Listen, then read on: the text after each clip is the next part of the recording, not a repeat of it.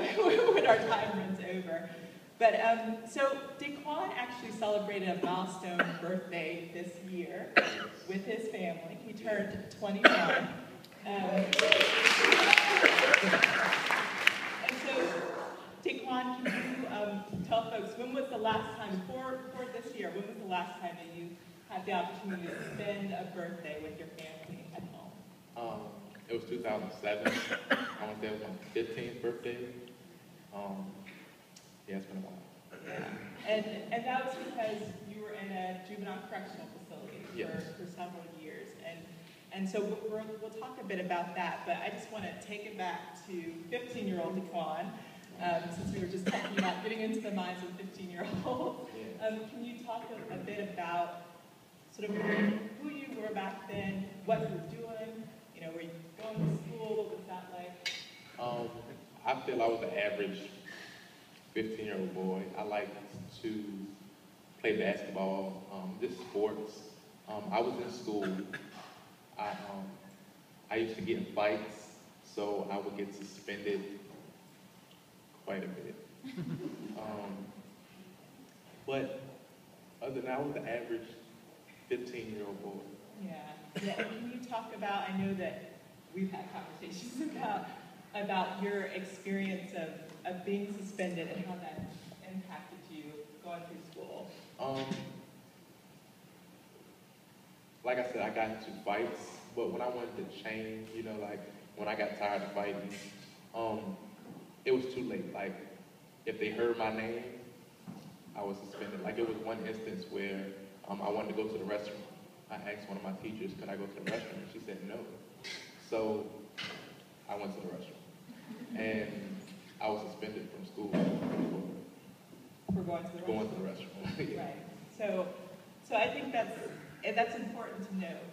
And just because of the work that we do, we see situations like that where, like you said, once people get to know your name, sometimes they can prejudge you and everything that you do, and that can lead to suspensions. And I know we've talked about how that impacted you, even when you transferred to a different district. You could tell people about that. So I was currently in school in Chesterfield, and we had moved to Henrico. So because of my background with Chesterfield schools, they felt that I couldn't attend regular Henrico schools. I would have to go to a Turner school. They told me they felt since I was a bigger student that students would tease me and I would get in more trouble. Basically, they didn't want my problems in their regular schools. So I was sent to an alternative school. I wasn't able to attend regular school. Yeah. And so, can you tell folks about what led to your commitment to JJ? The actual... Just a brief overview of what the committing offenses were.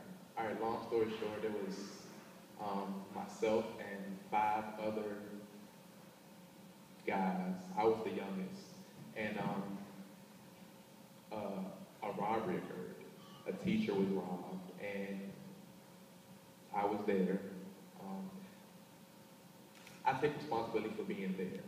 However, I didn't actually participate in the robbery, but because of me being there and everything else, I was convicted of robbery, abduction, conspiracy, and 2 firearm charges.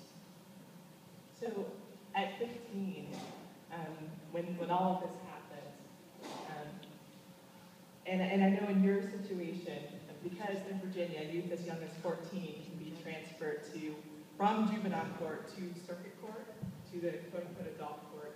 And that's what happened to you, Daquan. At 15, did you understand what was happening when that all went down? Actually, I did, because I went to an arraignment, and I didn't really get to meet with my attorney.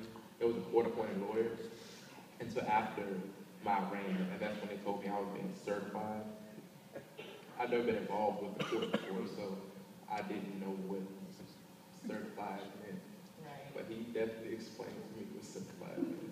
Yeah. And unfortunately, that's not fair. You go into an adult court and getting a sentence that is kind of an adult sentence.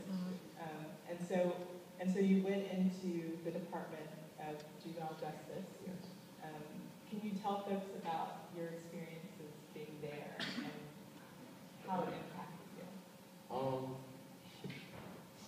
Well, first of all, I'm a very family-oriented person. Like, my family is really close.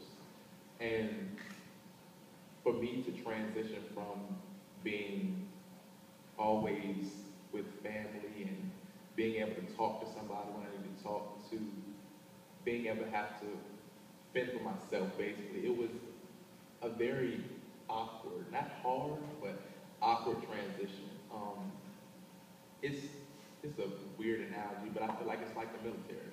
It forces you to fight for yourself. Like, you can't worry about anybody else. And so it's different than being a member of the community, right? So it's sort of, it instills, right, so it instills sort of different values than what we value when people are members of the community. And that was, I know that was something that you said was difficult. It was a difficult transition. So I know that in GJJ you accomplished a lot. You were able to sort of, even though you were in a situation that had a very different value system and that was a little bit difficult than what you were used to, you were able to accomplish a lot. And so could you talk about what your sort of proudest accomplishment was in GJJ? my proudest accomplishment what happened in my high school diploma.